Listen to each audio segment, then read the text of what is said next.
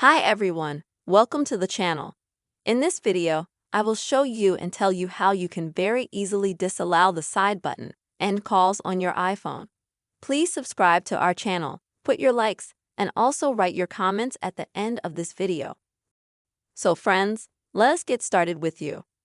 And first, I'm going to explain what I mean by that. It's when you're talking to a person on the phone, the power button. And if you accidentally press this side power button here, the call will end. And to prevent this from happening, you can block this feature. To do that, you'll need to open the phone settings on your iPhone. Then scroll down a little bit until you find the availability, press it.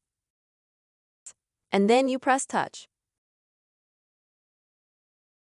And then you scroll down a little bit, you'll find this section, which is called Prevent Blocking to End Conversation. And you just need to activate it like this.